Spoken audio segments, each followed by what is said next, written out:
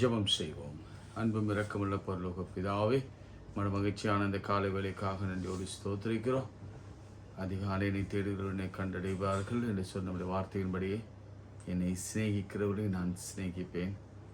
வருத்தப்பட்டு பாரம் சுமக்கிறவர்களே நீங்கள் எல்லாரும் இடத்தில் வாருங்கள், நான் உங்களுக்கு இளைப்பாறுதல் தருவேன் சொன்னவர். கேளுங்கள், அப்பொழுது உங்களுக்கு கொடுக்கப்படும். தட்டுங்கள், அப்பொழுது உங்களுக்கு திறக்கப்படும். கேட்கிறவனும் பெற்றுக்கொள்கிறான் என்ற வார்த்தையின்படியே நம்முடைய சமூகத்தில் வந்திருக்கிறோம். பொருளாத பெற்றோர்களாகி நீங்களோட பிள்ளைகளுக்கு நல்ல ஈவுகளை கொடுக்க அறிந்திருக்கும் பொழுது பரமபிதா, உங்கள் பரமபிதா, எங்கள் ஃபாதர், நீங்கள் எல்லாவற்றையும் அருளாதிருப்பது எப்படி என்ற வார்த்தையை நம்பி வந்திருக்கிறோம்ப்பா. இரவிலே கொடுத்த ஓய்வுக்காக ஸ்தோத்திரம். எப்படி நாங்கள் சுவாசிக்கிறோம், எங்கள் இருதயம் எப்படி இயங்குகிறது, எங்களோட உடல் உறுப்புகள் எப்படி ஃபங்க்ஷன் ஆகுது என்று நாங்கள் ஒன்று அறியாத சமயத்தில் நீர் எங்களுடன் இருந்து, எங்கள் உள்ளிருந்து நீர் எல்லா அவயவங்களையும் நேர்த்தியாக இயங்கும்படி செய்கிறீரே. நமக்கு கோடி ஸ்தோத்திரம் ஆண்டவரே. நாங்கள் நிற்பதும் நிர்மலம், அதுக்கான அர்த்தம் நாங்கள் எழுந்திருக்கும் பொழுது புரியுதப்பா. அவ்வளோ நேர்த்தியாக எங்களை நடத்துகிறீர். எங்கள் தலையில் இருக்கிற ஒவ்வொரு முடிகளையும் எண்ணி இருக்கிறேன் என்று வேதம் சொல்கிறது. உங்களுக்காக ஊழியம் செய்கிற பிள்ளைகள் மீது இன்னும் வைராக்கியமாய் உன்னை தொடுகிறவன் என் கண்ணின் மணியை தொடுகிறான் என்று சொல்லி நீர் உறங்காமலும் தூங்காமலும் இருந்து எங்களை பாதுகாத்து வருகிறதா ஸ்தோத்திரம் ஆண்டவரே. இப்படி அன்பு பெரியதப்பா. இந்த ஊழியத்தை நீர் ஆரம்பித்தீர், நீர் நடத்தி வருகிறீர். நடத்தி வருகிற சமயங்களிலே ஏற்படுகிற சலசலப்புகளிலும் கர்த்தருடைய வல்லமை இருக்கிறது.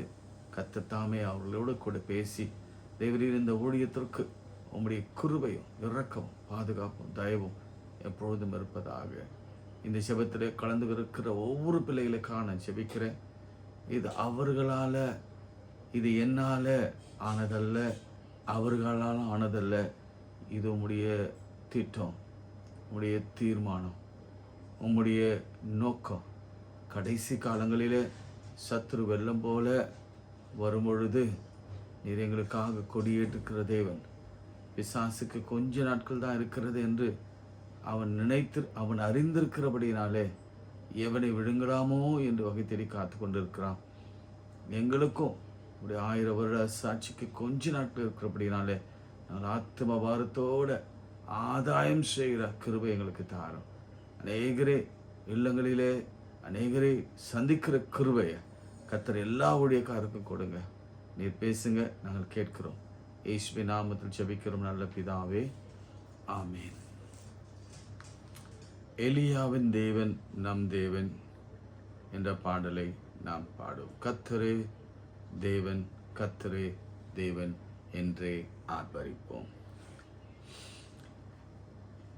எலியாவின் தேவன் நம் தேவன், வல்லமையின் தேவன் நம் தேவன். எலியாவின் தேவன் நம் தேவன், வல்லமையின் தேவன் நம் தேவன். தாசர்களின் ஜெபம் கேட்பார், வல்ல பெரும் காரியம் செய்திடுவார். தாசர்களின் ஜெபம் கேட்பார், வல்ல பெரும் காரியம் செய்திடுவார். கர்த்தரே தெய்வம், கர்த்தரே தேவன் என்றே ஆர்ப்பரிப்போம். கர்த்தரே தெய்வம், கர்த்தரே தெய்வம் என்றே ஆர்ப்பரிப்போம். வேண்டிடும் பக்தர்களின் ஜெபம் கேட்டே பனிமழை நிறுத்தினார் வல்ல தேவன். வேண்டிடும் பக்தரின் ஜெபம் கேட்டே பனிமழை நிறுத்தினார் வல்ல தேவன். பஞ்ச காலத்தில் விதவை வீட்டில் பாத்திரங்களை அவர் ஆசீர்வதித்தார். பஞ்ச காலத்தில் விதவை வீட்டில் பாத்திரங்களை அவர் ஆசீர்வதித்தார். கர்த்தரே தேவன், கர்த்தரே தேவன் என்றே ஆர்ப்பரிப்போம். கர்த்தரே தேவன், கர்த்தரே தேவன் என்றே ஆர்ப்பரிப்போம். சத்துருக்கள் முன்னிலையில் தேவ மனிதன் வீரமுடன் முழங்கினா தேவ மனிதன், சத்துருக்கள் முன்னிலாயில் தேவ மனிதன், வீரமுடன் முழங்கினா தேவ மனிதன், அக்கினியால் பதிலளிக்கும் தேவனே தேவன் என்ற தேவ மனிதன், அக்கினியால் பதிலளிக்கும் தேவனே தேவன் என்ற தேவ மனிதன், கர்த்தரே தெய்வம் கர்த்தரே தெய்வம் என்றே ஆர்ப்பரிப்போம், கர்த்தரே தெய்வம் கர்த்தரே தெய்வம் என்றே ஆர்ப்பரிப்போம். கைகளை உயர்த்தி, கர்த்தாவே நீரே எங்கள் தெய்வம், நீரே எங்கள் ரட்சகர், யெகோவா ஈரே, யெகோவா ஷாலோம், யெகோவா ரஃபா, சுகம் கொடுக்கிற தெய்வம் நீங்க ஆண்டவரே. இப்பொழுதும் கூட எங்களுக்கு இருக்கிற எல்லா பிரச்சனைகளுக்கும், எல்லா வியாதிகளுக்கும், எல்லா பலவீனங்களுக்கும், எல்லா நோய்களுக்கும், எல்லா பிரிவினை ஆவிகளுக்கும், எல்லா அடிக்ஷன்களுக்கும், எல்லா தடைகளுக்கும் விடை என் ஆண்டவராகிய இயேசு கிறிஸ்து ஒருவரே. நாசியிலே சுவாசமுள்ள மக்களை நாங்கள் நம்ப மாட்டோம், மனிதர்களை நாங்கள் நம்ப மாட்டோம். நாசியிலே சுவாசத்தை ஊதின எங்கள் கர்த்தரை நாங்கள் நம்பி வந்திருக்கிறோம். ஆமென். கர்த்தாவே நீர் எங்கள் இருதயங்களை ஆராய்ந்து அறிந்திருக்கிறேன், எங்களுடைய எல்லா செயல்பாடுகளையும் தூரத்திலிருந்து அறிந்திருக்கிறேன். இப்பொழுதும் நாங்கள் படுகிற வேதனைகளை அறிந்திருக்கிறேன், கண்ணீரை காண்கிறேன். எங்கள் பெருமூச்சியை கேட்கிற தேவன், இப்பொழுதை பதில் கொடுக்கிற தேவன் நீர் ஆண்டவரே. பதில் கொடுங்க இயேசுவின் நாமத்தினாலே. எல்லா வியாதிகளும், சிறுநீரக சம்பந்தப்பட்ட வியாதிகள், இருதயம் நறுங்குண்டு போய் அடைப்புகளாலே வலியோடு வேதனையோடு பார்த்து கொண்டிருக்கிற பிள்ளைகளுக்கு ஒரு பெரிய அதிசயத்தை கர்த்தர் செய்து, சுவாசத்தில் ஒரு அற்புதத்தை செய்து, அந்த நெஞ்சு பகுதியில் எல்லா சளிகளையும் நீக்கி, எலும்புகளில் ஒரு அற்புதம் செய்து, ஸ்பைனில் விசேஷமாய் விலகி இருந்த எல்லாம் ஒன்றாய் இணைந்து நரம்புகள் எல்லாம் நேராய் மாறி கர்த்தர் அற்புதத்தை செய்வீராக. கேன்சர்களை இயேசுவின் நாமத்தினாலே குணமாக்குவீராக. பிசாசை ஜெபிக்கிற இந்த வேளையில் எல்லா வீடுகளிலும் இந்த பிசாசின் தொந்தரவுகள் அகன்று போகட்டும், அகன்று போகட்டும். குழந்தைகள் உருவாகட்டும் இயேசுவின் நாமத்தில். இதோ பிள்ளைகள் கர்த்தரால் கொடுக்கப்படுகிற ஒரு பெரிய ஆசீர்வாதத்தை உடைய பிள்ளைகள் கிருபையாய் பெற்றுக்கொள்ளட்டும். கர்த்தாவே அப்படியே திருமண வாழ்க்கைக்குள்ள பிள்ளைகள் பிரவேசிக்கும்படி உதவி செய்யும்.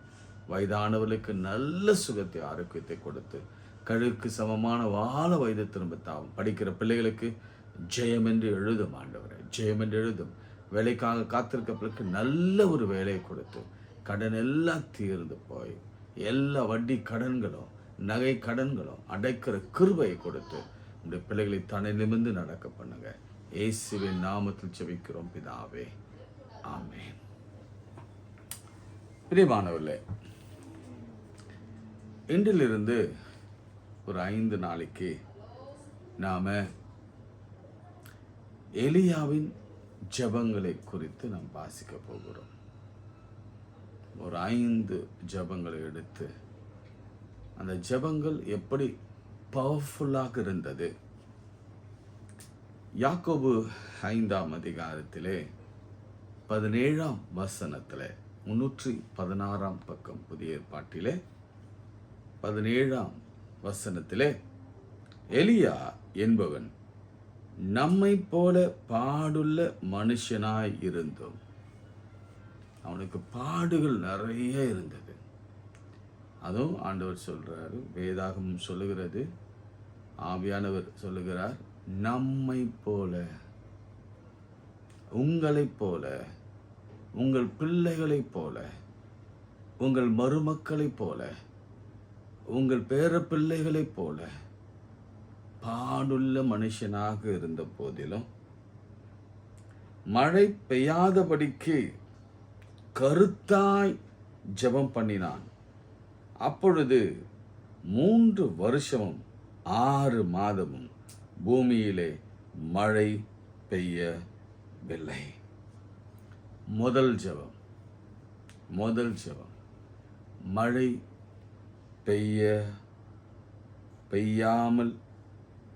பெய்யாமல் இருக்க ஜெபம் செய்தான். நம்மை போல பாடுள்ள மனுஷன்தான். நம்ம இந்த ஜெபத்தை குறித்தும், அதிகாலை ஜெபத்தை குறித்தும், பரலோகம் பலவந்தப்படுத்தப்பட வேண்டும் என்பதை குறித்தும், கண்ணீரின் ஜெபங்களை குறித்தும் நம்ம பேசிக்கொண்டு வருகிறோம். இன்றைக்கு எலியாவின் ஜெபத்தை நம்ம பார்க்க போகிறோம். 1 ராஜாக்கள் 17ஆம் அதிகாரம். அதில் அவன் செய்த வேண்டுதலை நாம் இப்போ சற்று வாசிக்க போகிறோம். இதை வாசித்துட்டு இதில் கர்த்தர் கொடுக்கிற சில குறிப்புகளை எடுத்துக்கொண்டு நாமும் நம்முடைய வாழ்க்கையில் எப்படி ஜெபிக்க வேண்டும் என்பதை கற்றுக்கொண்டு நாம் ஜெபித்து விசுவாசித்து வல்லவராக நாம் மாறப்போகிறோம். சரிங்களா? எடுத்துக்கொள்ளுங்க. 452 பக்கம். எல்லாம் வேதத்தோடு இருக்கணும். ஏனென்றால் நான் சொன்னேன், இதை தொட்டு தினந்தோறும் தொடணும், பார்க்கணும், வாசிக்கணும். அப்பொழுது தான் நமக்கு ஐஸ்வர்யமும் கனமும் பொருளும் பரலோகத்திலிருந்து கிடைக்கும். சரிங்களா? இப்போ வாசிக்கிறேன். கீலேயாத்தின் குடிகளிலே திஸ்பியனாகிய எலியா ஆகாப்பை நோக்கி, என் வாக்கின்படியே அன்றி. நல்ல கவனிங்க. என் வாக்கின்படியே அன்றி இந்த வருஷங்களிலே பனியும் மழையும் பெய்யாதிருக்கும் என்று இஸ்ரவேலின் தேவனாகிய கர்த்தருக்கு முன்பாக நிற்கிற நான் அவருடைய ஜீவனை கொண்டு சொல்லுகிறேன். ஆச்சரியமா இருக்கு. நீங்க யார் இந்த எலியா என்பதை குறித்தெல்லாம் நிறைய காரியங்கள் இருக்கிறது. இந்த மார்னிங் டிவோஷன்ல நம்ம அவைகளை குறித்து பேச நேரம் பத்தாது. ஆனா ஆகாப்புக்கும் அவருடைய மனைவியாகிய எசபேலுக்கும் தலை வணங்காம வைராக்கியமாய் நின்ற தீர்க்கதரிசிகளில் முதன்மையானவன் எலியா. 3 கேட்டகரி நம்ம பார்க்கலாம். இன்றைக்கு கூட ஊழியக்காரர்களிலே 3 கேட்டகரியை நம்ம பார்க்கலாம்.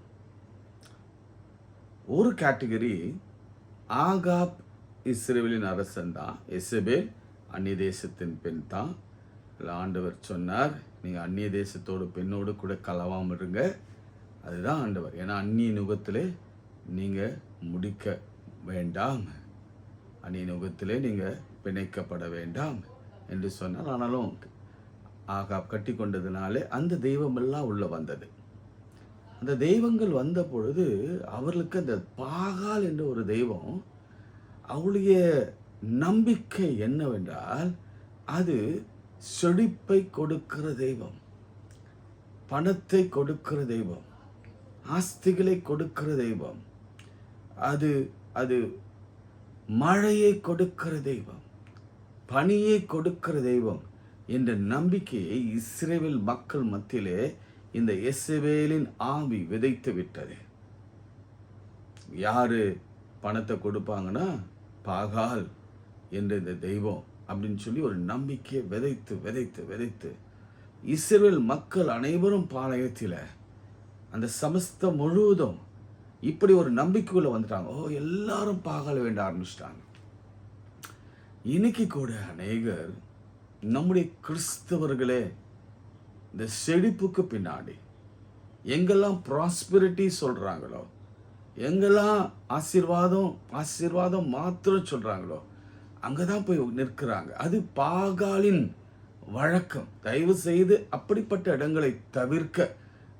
நமக்கு அவசியம்தான், பணம் அவசியம், ஆசீர்வாதம் அவசியம், கடனில்லா வாழ்க்கை அவசியம், நமக்கு எல்லாம் அவசியம். ஆனாலும் கடிந்து கொள்ளுதலின் உபதேசம், வேதத்தை ஆராய்ந்து அதில் இருக்கிற உண்மையான கருத்துக்களை மாத்திரம் எடுத்துக்கொள்கிற எங்க சொல்லுகிறாங்களோ அங்கே போங்க. அதுதான் உங்களுடைய எதிர்கால வாழ்வுக்கு மிகவும் ஆச்சரியமாக அற்புதமாக அது துணையாக இருக்கும். இப்போ இந்த பாகால் அப்படின்னாவே மழை, பாகால்னாவே பனி, பாகால்னாவே ஜுவல்ஸ், பாகால்னாவே நல்ல வீடு, பாகால்னாவே நல்ல வேலை. இப்படி ஒரு நம்பிக்கையிலே வாழ்ந்து கொண்டிருந்தார்கள். அப்படிப்பட்ட சமயங்களில் நான் சொன்ன மாதிரி 3 கேட்டகரி ஆஃப் மினிஸ்டர்ஸ், தீர்க்கதரிசிகள், ஊழியம் செய்கிற ஆசாரியர்கள் வந்தாங்க. ஃபர்ஸ்ட் கேட்டகரி என்ன கேட்டகரி தெரியுமா? ஆகாப்புக்கும் எசபேலுக்கும் அவருடைய அரண்மனையிலே போய் வேலைக்கு அமர்த்தப்பட்டு, ஓகே நீங்கள் சொல்கிறதெல்லாம் சரிங்க, நீங்கள் சொல்கிறது தான் கரெக்டு, இதுதான் உண்மை போல் இருக்கு, ஓகே நீங்கள் எல்லாம் நல்லா சொல்கிறீங்க, நீங்கள் ரொம்ப அருமையாக பேசுகிறீங்க, நீங்கள் நல்லா போதிக்கிறீங்க, ஐயோ எங்களுக்கு கேட்க கேட்க எங்கள் செவிகளில் அப்படி ஒரு ஆனந்தம் வருது அப்படின்னு ஒரு கூட்டம். இது ஊழியக்கார கூட்டம் அல்லது விசுவாசிகளின் கூட்டம் அல்லது மற்றவர்கள் நம்பிக்கை இதுதான்.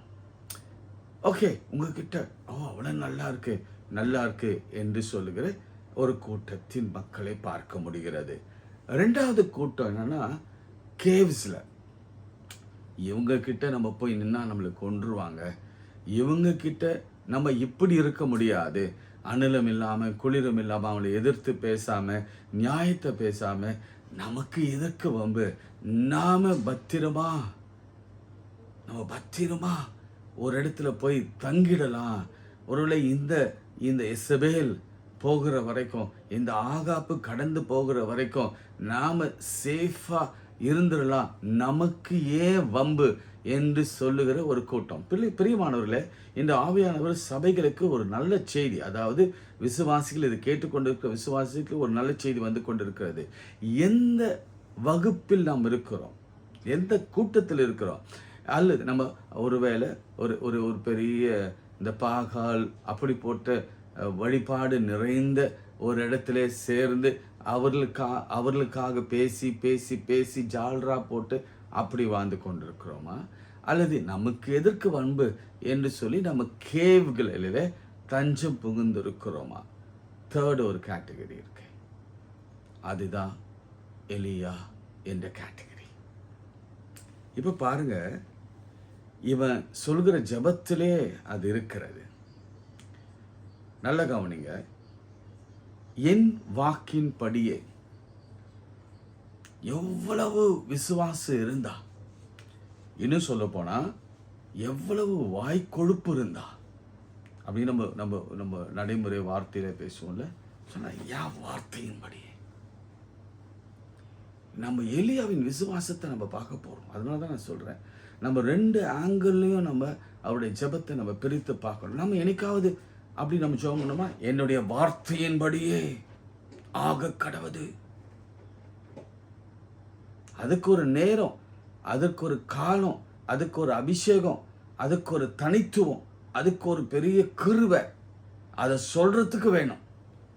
இவர் சொல்றாரு பாருங்க, என் வாக்கின்படியே அன்றி நான் சொன்னாதான் மழை பெய்யும், நான் சொல்ற வரைக்கும் மழை வராது. இதுதாங்க ஜெபம்.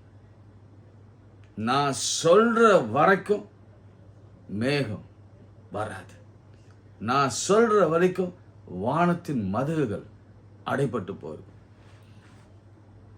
ஏன் பனியும் சேர்த்துட்டார் தெரியுங்களா? ஒருவேளை மழை இல்லைன்னா அந்த தேசங்களிலே, அந்த வனாந்தரமான தேசங்களிலே பனி நிறைய பெய்யும்.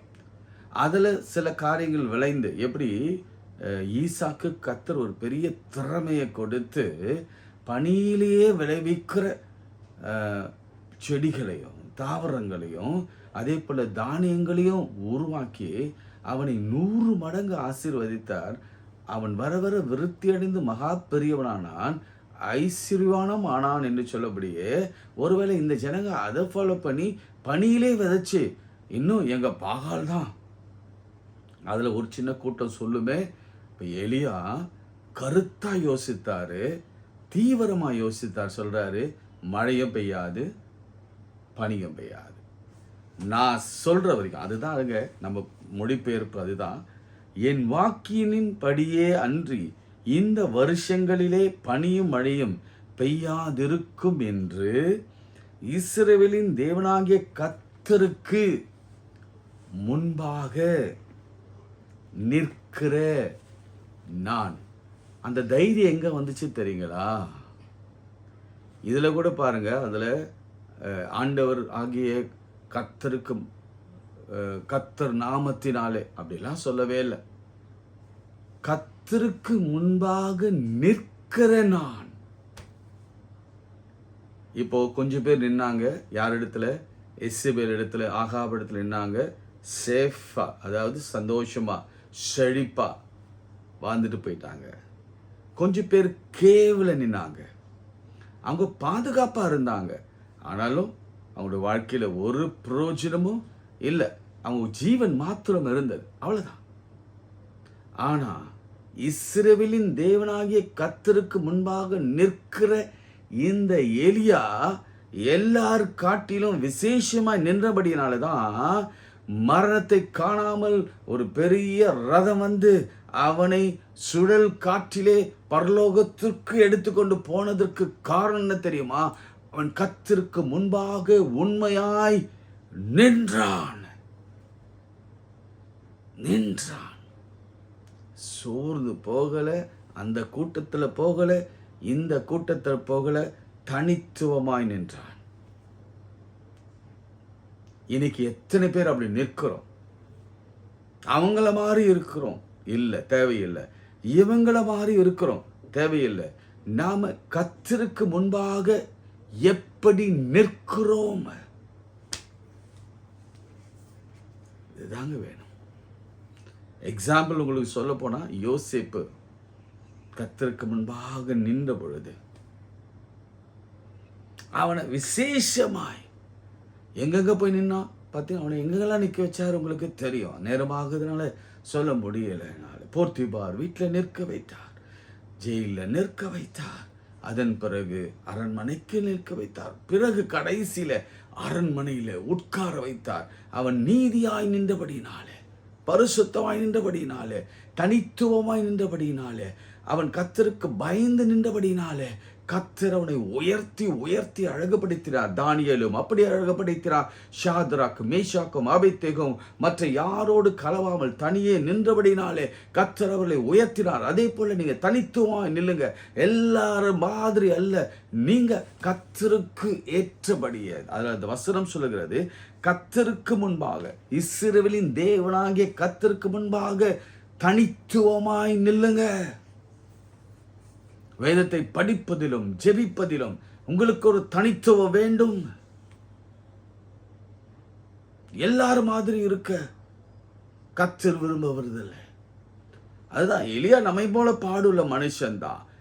எப்பக்கத்திலும் நெருக்கப்பட்டான், ஆனால் தனித்து நின்றான். அவனை மாதிரி இந்த உலகத்துல வேறு யாரும் நிற்கவில்லை. அதனாலதான் அவன் ரதத்திலே கொண்டு போகப்பட்டான். கர்த்தர் ரொம்ப நேசித்த ஊழியக்காரனாக மாறினான். தனியே நின்னான். நிற்கணும். முதல்ல ஃபர்ஸ்ட் பாயிண்ட் நிற்கணும். அவர் முன்னாடி நிற்க நமக்கு பாத்திரவான நாம் இருக்கிறோமா? நிற்க பாத்திரவான இருக்க ஒரு வித்தியாசமா?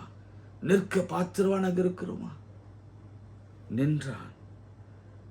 அது அப்புறம் கடைசியில சொல்றான், நான் அவருடைய ஜீவனை கொண்டு சொல்லுகிறேன் என்றார். ஜீவனை கொண்டு சொல்லுகிறேன். இப்ப கர்த்தருடைய பங்கு என்ன பாருங்க.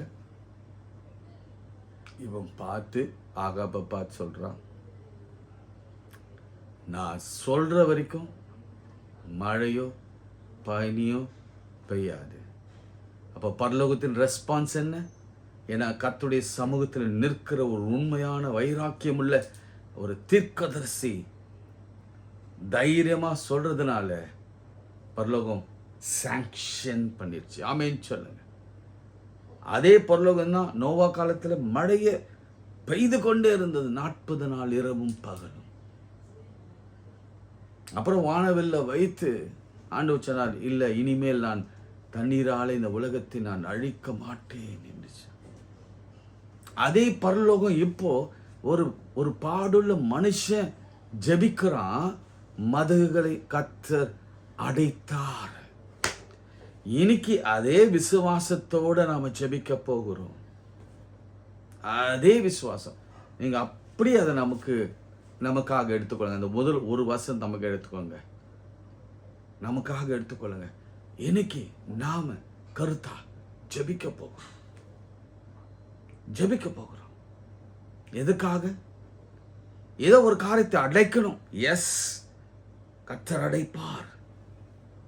வெற்றி கிடைக்கணும், கர்த்தர் வெற்றி கொடுப்பார். குழந்தை பேரு கிடைக்கணும், கர்த்தர் குழந்தையை கொடுப்பார். விசுவாசத்தோட அந்த வயது அந்த நம்ம உள்ளத்துக்குள்ள அப்படி ஒரு நம்பிக்கை. இத்தனை நாளும் நம்ம அந்த ஜெபத்தை பற்றி கேட்டு வந்து கொண்டே இருக்கிறோம். இப்போது நமக்குள்ள நம்பிக்கை பெருகணும்னா, நான் சொல்வேன், பரலோகம் அதற்கு ஆம் சொல்லும், ஆமோதிக்கும். என் பரலோகத்தின் தேவன் தாமே என் வார்த்தையை அவர் அங்கீகரித்து அதுக்கு அவர் மரியாதை செலுத்தி, அல்லது மேபி வேற ஏதாவது வார்த்தை நீங்க போட்டுங்க, அதுக்கு அவர் ஒருவேளை சாங்ஷன் பண்ணி எனக்கு கொடுப்பார். ஆமென். எத்தனை பேர் விசுவாசிக்கிறீங்க? இப்படி ஒரு ஜெபத்தை செய்ய முடியுமா?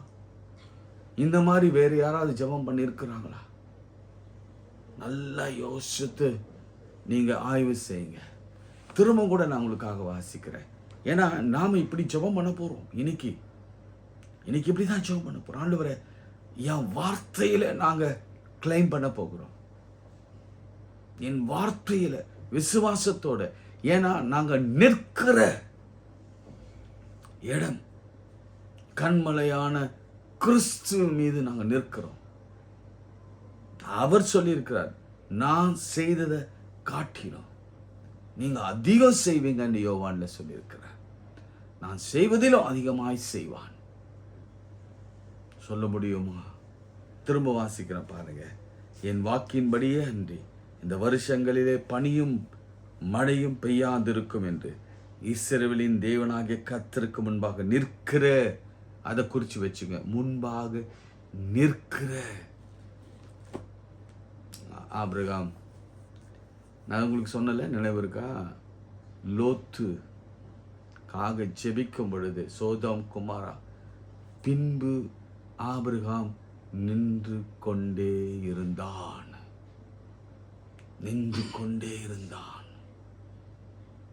அவன் நீதிமான். நிற்கணும்னு அவசியமே இல்லை.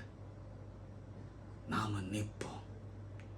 ஆபிரகாமை போல, எலியாவை போல, தானியேலை போல, சாத்ராக்கு மேஷாக்கு ஆபேத்து நேகோவை போல, யோசேப்பை போல, யாக்கோபை போல விசுவாசத்தோடு நாம் நிற்போம். அதிசயத்தை பெற்றுக்கொள்ளும். பாருங்க, நிற்கிற நான் அவருடைய ஜீவனை கொண்டு நான் சொல்லுகிறேன். அதனால என்னாச்சுன்னா, 3.5 வருஷம் மழையும் பெய்யல, பனியும் பெய்யல. இப்போ அவங்களுக்கு புரிஞ்சது, பாகால் தெய்வம் அல்ல, கர்த்தரே தெய்வம். ஆமென் சொல்லுங்க. பாகால் அல்ல மழை கொடுப்பது, கர்த்தரே மழையை கொடுப்பவரும் தடுப்பவரும் கர்த்தரே. கர்த்தரே பனியை கொடுப்பவரும் தடுப்பவரும் கர்த்தரே என்று அவர்கள் புரியும்படி, அதுதான் அந்த ஜெபத்தின் அர்த்தம். அதனுடைய ஆழம் என்னன்னா, அதை சொல்லி முடிச்சு நான் ஜெபம் பண்றேன். நீங்க இதுவரைக்கும் நம்பிக்கொண்டிருக்கிற நம்பிக்கை எல்லாம் பொய் அப்படின்னு அவன் சொல்லும் பொழுதே, கர்த்தருடைய வைராக்கியமும் இவனுடைய வைராக்கியமும் இணைந்தது. கர்த்தர் நினைத்திருந்த அந்த காரியமும் இவன் நினைத்திருந்த காரியமும் இணைந்தது. ஒரே எதிராளி, கர்த்தருக்கும் ஒரே எதிராளி, எலியா தீர்க்கதரிசிக்கும் ஒரே எதிராளி பாகால் என்பதை கர்த்தர் உணர்ந்தார், எலியா உணர்ந்தார், பரலோகம் எஸ் சொன்னது. அப்படி ஒரு இசைவு வருமானால் நம்முடைய ஜெபத்தில் கர்த்தருடைய வார்த்தையின்படியே, அவருடைய விருப்பத்தின்படியே, அவருடைய திட்டத்தின்படியே நாம ஜெபிப்போம்னா பதில் எஸ் தான்.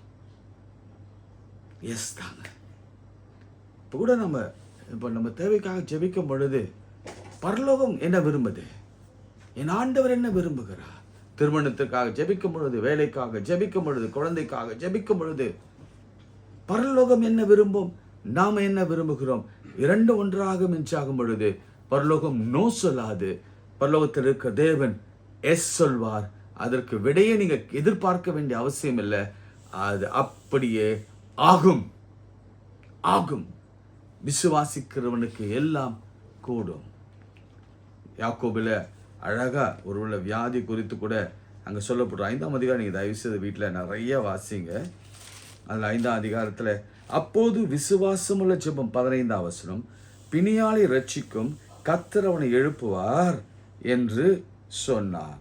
நீதிமான் 7ஆம் வசனம், நீதிமான் 6ஆம் வசனம், 7ஆம் வசனம், நீதிமான் செய்யும் ஊக்கமான ஜெபம் எங்க வருது அது? எஸ், மிகவும் பயனுள்ளதாக இருக்கிறது அப்படின்னு வரும் பாருங்க. அதை நீங்கள் தேடி கண்டுபிடிச்சி நீங்கள் வாசித்து எனக்கு எழுதி அனுப்புங்க. ஓகே. எஸ், அப்பொழுது விசுவாசமுள்ள ஜெபம் பிணியாளியை ரட்சிக்கும். பிணியாளியை ரட்சிக்கும். கர்த்தர் அவனை எழுப்புவார். கர்த்தர் அவனை எழுப்புவார்.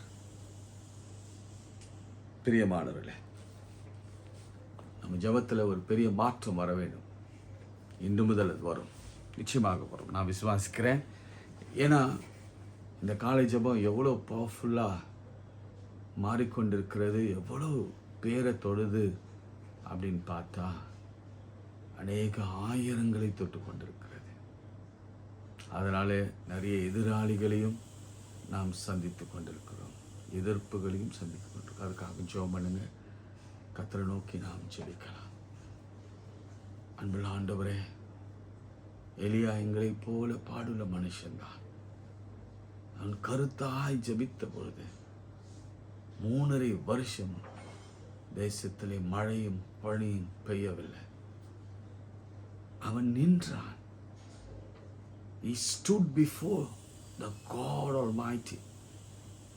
நாங்களும் உம்முடைய சன்னிதானத்துக்கு முன்பாக ஹம்பிளா நிற்கிற கிருபை, குனிந்து நிற்கிற கிருபை. அன்று ஆயக்காரன் தூரத்தில் நின்று, நான் ஒண்ணுமில்லை, பாவியாக என் மேல் கிருபை ஆயிரும் என்று சொன்னது போலவே இன்று நாங்கள் நிற்கிறோம். இப்பொழுது நாங்கள் விரும்புகிற எங்கள் வார்த்தையினால அறிக்கையிடுகிற கடன் போகட்டும், வியாதி நீங்கட்டும், பலவீனங்கள் மாறட்டும், பிசாசுகள் கடிந்து அப்புறப்படுத்துகிறோம் என்று நாங்கள் சொல்லும் பொழுது, கேன்சரை கட்டுகிறோம், குணமாக்குகிறோம் என்று சொல்லுகிற பொழுது, எங்கள் வாயினாலே சொல்லப்படுகிற எல்லா வார்த்தைக்கும் பரலோகத்தின் தேவன், இஸ்ரவேலின் தேவனாகிய கர்த்தர், ஜீவனுள்ள கர்த்தர், அதுக்கு ஆமோதிப்பீராக. இன்னும் கூட அநேகருடைய கட்டுகள், அநேகருடைய பிரச்சனைகள், அநேகருடைய தேவைகள் சந்திக்கப்படுவதாக. ஏனென்றால் நாங்கள் ஒரு தனித்துவம், எங்களுடைய வாழ்க்கையே ஒரு தனித்துவம், யாரோடு கலவாத ஸ்ட்ரெயிட் ஃபார்வர்டாக என் ஆண்டவர் நாங்க, எங்க வேதாகமன் நாங்க, எங்க கர்த்தர் நாங்க, எங்கள் வருசுத்தாவியானவர் நாங்க, எங்களுடைய விசுவாசம் எங்க கர்த்தர் என்று நாங்கள் மோடு கூட உறவாடுகிற கிருபை, எதிக்கும் காம்ப்ரமைஸ் பண்ணாத ஒரு கிருபை கர்த்தர் எங்களுக்கு தந்து நடத்துங்கப்பா. வேதத்தை சத்தியமாக நாங்கள் எடுத்துக்கொள்கிற கிருபை எங்களுக்கு தாரும். எல்லா துதி கன மகிமைக்கு சொல்கிறோம். இயேசுவின் நாமத்தில் ஜெபிக்கிறோம் நல்ல பிதாவே, ஆமென். நமது ஆண்டவராகிய இயேசு கிறிஸ்துவின் கிருபை, பிதாவாகிய தேவனுடைய அன்பு, பரிசுத்தாவின் ஐக்கியம் நம் அனைவரோடும் இன்னும் இன்னும் சதா காலம் நிலைத்திருப்பதாக. ஆமென், ஆமென், ஆமென். God bless you.